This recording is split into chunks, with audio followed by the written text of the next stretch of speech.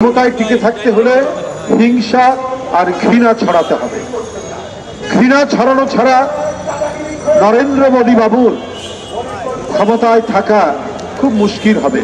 কারণ ভারতের স্বাধীনতা সংগ্রামে মোদী বাবুদের যারা পূর্বসূরি তাদের কোনো অবদান নেই। এটা আমার নিজের ইতিহাস কার্ড থেকে নয়, বাংলা সাহিত্যের একজন খুব নামকরা লেখক অন্নদা শঙ্কর রায় তিনি তার একটি লেখায় বলেছেন যে ভারতে যারা হিন্দু মৌলবাদী রাজনীতির সাথে জড়িত তাদের ভারতের স্বাধীনতা সংগ্রাম অথবা এই উপমহাদেশের স্বাধীনতা সংগ্রামের সাথে এদের কোনো সম্পর্ক ছিল না, এদের কোনো অবদান নাই। তাই এরা বিভাজনের নীতি, বিদ্বেষের নীতি, অসুয়ার নীতি, এই অসুয়ার নীতি নিয়েই তাদেরকে রাজনীতি করতে হয়। তো আমার কাছে অবাক লাগে যে ভদ্র মহিলার প্রতি আমাদের একটা শ্রদ্ধা ছিল, একজন অসাম্প্রদায়িক সেকুলার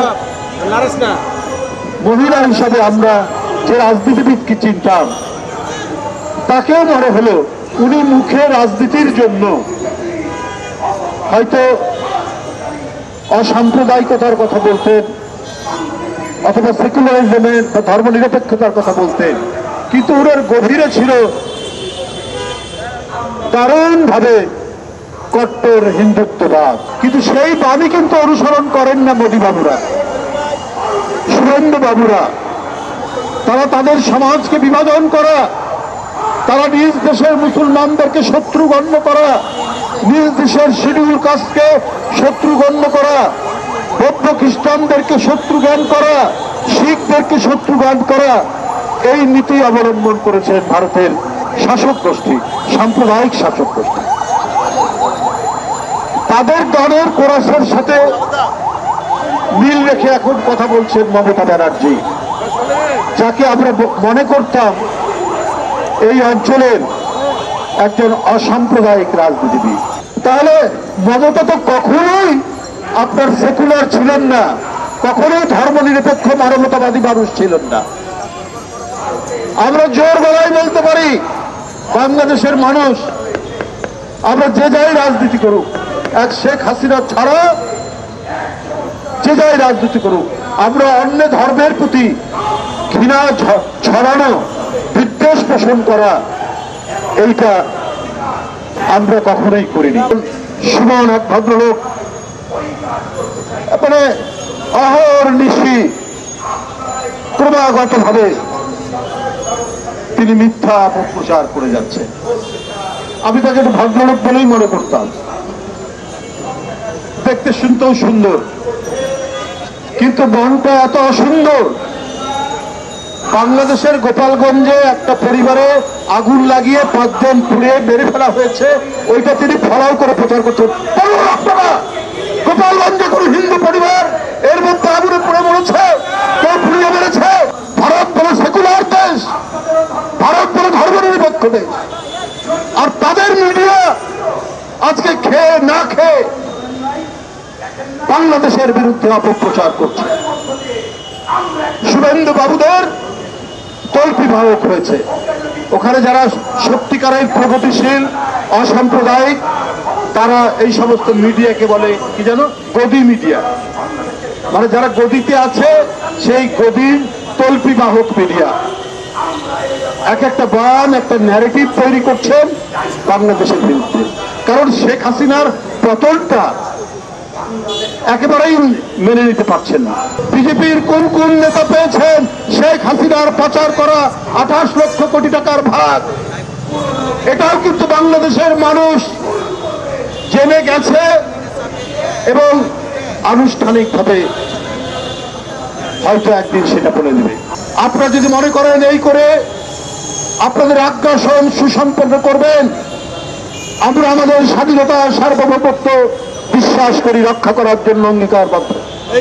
আমরা প্রত্যেকটা দেশের স্বাধীনতায় মর্যাদা দেই। ভারত সহ যত ক্ষুদ্র রাষ্ট্র বড় রাষ্ট্র আছে প্রত্যেকেরই স্বাধীনতা সার্বভৌমত্বে আমরা মর্যাদা দেই। কিন্তু ভারতের শাসক গোষ্ঠী যদি মনে করে যে না, আমি সম্প্রসারণ চালিয়ে আমরা বাংলাদেশ, নেপাল, ভুটান এবং অন্যান্য আশেপাশের দেশ আমরা কবজা করে নেব, এইটা কিন্তু আপনারা মানে প্রকার স্বর্গে বাস করছেন। আমরা হিন্দু মুসলমান আমরা লড়াই করব, দিল্লির দাসত্বকে খান খান ভুলে গেছে। বিজেপি সরকার হিন্দুত্ববাদকে মানে গোড়া হিন্দুত্ববাদকে পুঁজি করে ক্ষমতায় এসছে, ওদের আর কোনো পুঁজি নেই। সুতরাং ক্ষমতায় টিকে থাকতে হলে হিংসা আর ঘৃণা ছড়াতে হবে। ঘৃণা ছড়ানো ছাড়া নরেন্দ্র মোদী বাবুর ক্ষমতায় থাকা খুব মুশকিল হবে। কারণ ভারতের স্বাধীনতা সংগ্রামে মোদী বাবুদের যারা পূর্বসূরি তাদের কোনো অবদান নেই। এটা আমার নিজের ইতিহাস পাঠ থেকে নয়, বাংলা সাহিত্যের একজন খুব নামকরা লেখক অন্নদা শঙ্কর রায় তিনি তার একটি লেখায় বলেছেন যে ভারতে যারা হিন্দু মৌলবাদী রাজনীতির সাথে জড়িত তাদের ভারতের স্বাধীনতা সংগ্রাম অথবা এই উপমহাদেশের স্বাধীনতা সংগ্রামের সাথে এদের কোনো সম্পর্ক ছিল না, এদের কোনো অবদান নাই। তাই ওরা বিভাজনের নীতি, বিদ্বেষের নীতি, অসুয়ার নীতি, এই অসুয়ার নীতি নিয়েই তাদেরকে রাজনীতি করতে হয়। কিন্তু আমার কাছে অবাক লাগে যে ভদ্র মহিলার প্রতি আমাদের একটা শ্রদ্ধা ছিল, একজন অসাম্প্রদায়িক সেকুলার মহিলা হিসাবে আমরা যে রাজনীতিবিদকে চিনতাম তাকেও মনে হলো উনি মুখে রাজনীতির জন্য হয়তো অসাম্প্রদায়িকতার কথা বলতেন অথবা সেকুলারিজমের বা ধর্মনিরপেক্ষতার কথা বলতেন, কিন্তু ওনার গভীরে ছিল দারুণভাবে কট্টর হিন্দুত্ববাদ। আর যে কোনো ধর্মীয় বা যে কোনো আদর্শের কট্টরবাদ, কাঠিন্য এবং কট্টরতা এটা মানবতার পরিপন্থী। যে কোনো ধর্ম সম্প্রদায়ের চরম কট্টর নীতি হচ্ছে মানবতাবাদের বিরুদ্ধে যায়।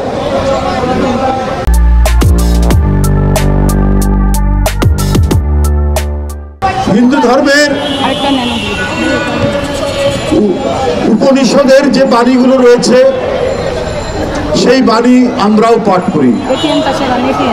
অসাধারণ মানবিক এবং অসাধারণ ঈশ্বর প্রেমের বাণীগুলো উপনিষদের মধ্যে আছে, কিন্তু সেই বাণী কিন্তু অনুসরণ করেন না মোদী বাবুরা, শুভেন্দু বাবুরা।